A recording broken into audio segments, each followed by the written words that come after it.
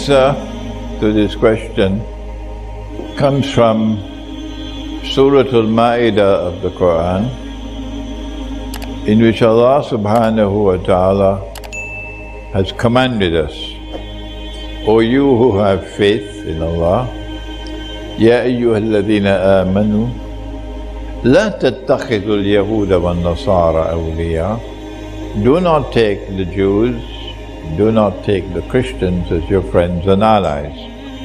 But proper methodology is for me to ask, is Allah speaking about all Jews and all Christians, or some Jews and some Christians? Because you never take a verse of the Quran in isolation by itself. If you do that, you will end up declaring that Iblis is an angel. Yeah, that's what happens. Proper methodology is that you never take any verse of the Quran or any hadith in isolation by itself to study it. Only a schoolboy does that, a scholar does not do that.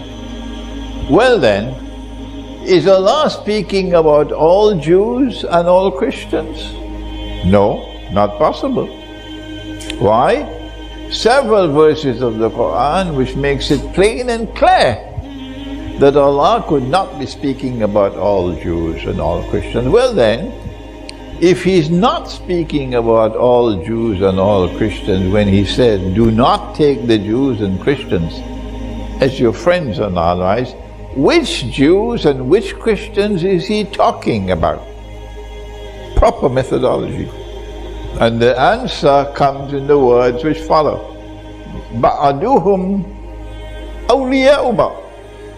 That's the answer.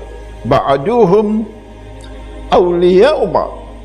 Meaning, do not take such Jews and such Christians as your awliya, your friends and allies, who are ba'aduhum awliya'u ba'd, who are themselves friends and allies of each other.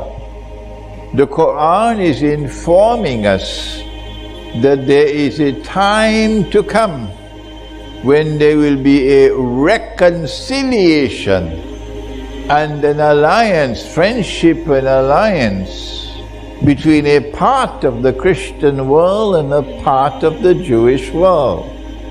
And when that Judeo-Christian alliance emerges, لَا تَتَّخِذُوهُمْ, do not take them as your friends and allies. وَمَنْ يَتَوَلَّهُمْ مِنْكُمْ فَإِنَّهُ مِنْهُمْ. This is one of the most powerful statements in the Quran. If only you could understand and weigh it. وَمَنْ يَتَوَلَّهُمْ مِنْكُمْ فَإِنَّهُ مِنْهُمْ. Whosoever from you turn to them, to embrace them as friends and allies, you no longer belong to this ummah, you now belong to them. Inna Allah la yahdil qawm al-zalimin. Surely Allah does not provide guidance for a wicked people. You will say to me, Imran, we have read all the tafasir there are, and we hardly ever find this explanation that you have given. So, my answer is, brother, when I offer an explanation, when I offer an interpretation of the Quran or the Hadith, do not accept it unless you are convinced that I am correct.